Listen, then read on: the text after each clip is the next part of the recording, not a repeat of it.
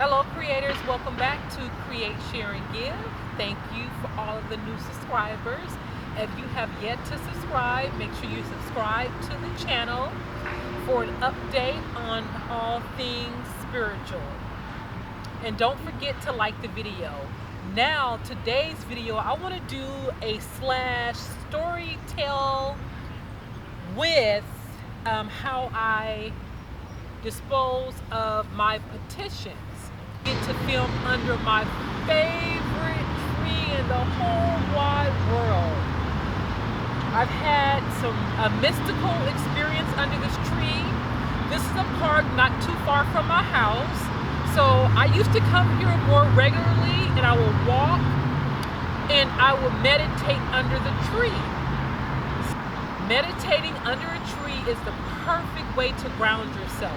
I will come under the tree, meditate. Even if you're not meditating, still come sit under the tree, collect your thoughts, and I guarantee you will feel more grounded. And I love to do my chakra meditations under this tree. And I would just sit here, and this tree is so beautiful and strong that it just gives me strength in the time that I need it. Or it also reminds me of the strength that I innately have.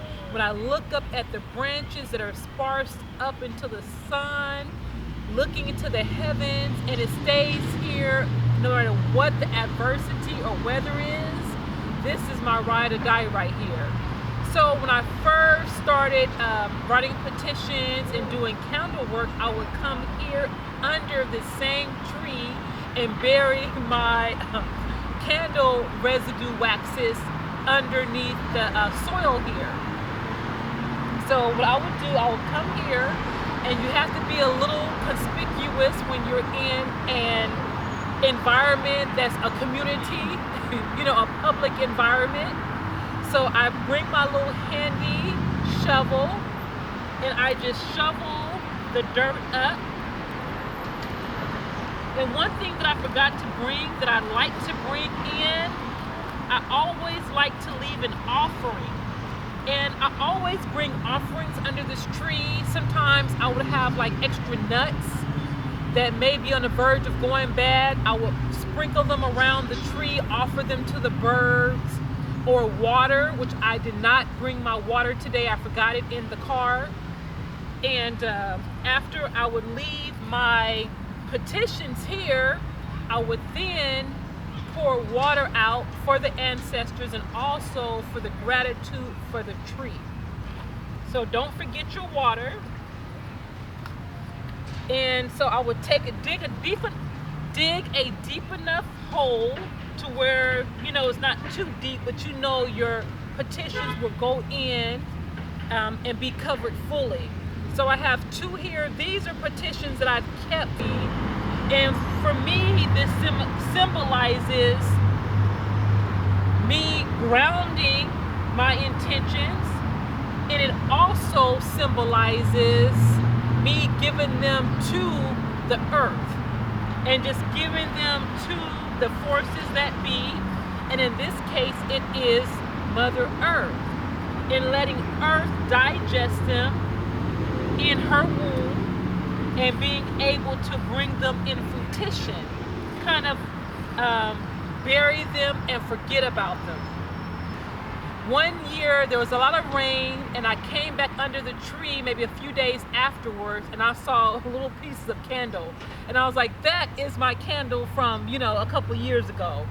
So I don't think I buried that one deep enough, but it was buried as deep as I needed to be at that time. So that's it. I just kind of go over, like I said, I would normally pour some water, but I forgot my water in the car. I may walk back over there after the video and come back and pour some water. But I wanted to also share with you guys one of my mystical experiences that I had here under the tree. And I also like to put little bricklets so it doesn't look like I just covered something up, but a few twigs and things like that over it to camouflage it. So under the tree, one day under my one day when I was under my favorite tree, I opened my eyes and there was two people standing right here, and I didn't know how they even got here. I didn't see them walk up, but I could have been out in La La Land after the meditation. But they walked up. It was a male and a female, and they asked me if I wanted to pray. They were like, would you like to pray with us? And I was like, sure. Like, who would turn down a prayer? And usually when people are in the park and they want to offer a prayer, usually they have a flyer, they want to invite you to their church, or they have some ulterior motive. But somehow I looked into the woman's eyes and there was no ending in her eyes. Like, I was just looking and I was lost in her eyes. And the man had on some dark, dark shades, and I could not even see his pupils. And now I know that they were definitely from a different dimension. So I said, sure. So they prayed about just simple things. Oh, we're thankful for the wind, you know, having access to the wind here in the park, overlooking the beach. There's a beach behind me as well. And he said, you know, you have joy. You have so much joy inside of me. I know that I had joy, but at that time, I was under the tree meditating, trying to find that balance from things that I was going through at the time. And so at the end of their prayer, I asked them, usually they ask you, okay, here's the flyer, come to my church. I'm like, do you guys go to a church? Like, where are you from? Because wherever you're from, I want some of that. And the lady answered, she looked at me and she said, he does. And he looked at me and just smiled. He didn't give a church name. He didn't give an answer. I think I just really wanted to know, like, where are you from? I was in the park. The park was full of people. And then after they left, it was just such a magical experience. After they left, I watched them walk out the park, and I thought maybe they would ask other people, did they want to pray with them? No. I was the only person in the park that they asked if they can say a prayer. And they walked off like it was a scene from The Matrix. I mean, it was so smooth, as if they were gliding. They walked across the park, and I sat right here and I watched them until I could not see them anymore, because I was sure they were going to disappear into thin air. So that is one of my mystical moments under the tree I had, because this tree has been just so abundant in its giving. I'll come here and I want to sit under the tree, and I'll see people under here. It may be someone who is homeless, or a family having a picnic. And I used to get a little upset, like, I want to go under my tree. Why are you guys under my tree? But then I thought about the tree, and I'm like, wow, this tree has given so much love and comfort over the years of how many years, you know, it's been here, of a homeless person who just may need some shade or shield, or being shielded from the elements. It has created a breeze, a place of refuge for many, including myself. So one day I came and I saw the limbs that were chopped down, and I thought they were going to chop my tree down, because at the time they were chopping a lot of trees in the area down. And I was like, no, you are chopping my tree down.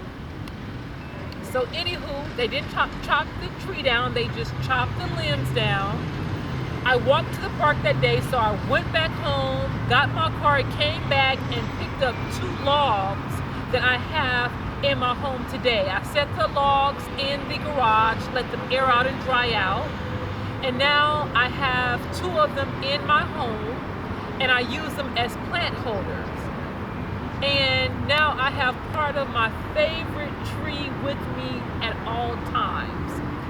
So I just wanted to share that experience with you guys. My sacral chakra, just a long cord going in underneath the ground, with the roots of the tree going into the center of the earth. And that's how I like to start the meditation, and then work my way up all the way to the crown chakra. So this is, guys, one of my favorite trees, and how I like to get rid of my petitions. You can also burn your petitions and send them into the ethers through the element of fire and air. But somehow I love this grounding technique. So if you guys give it a try, let me know how it turns out. Or if you've done it before, leave a comment and let me know. Until we meet again.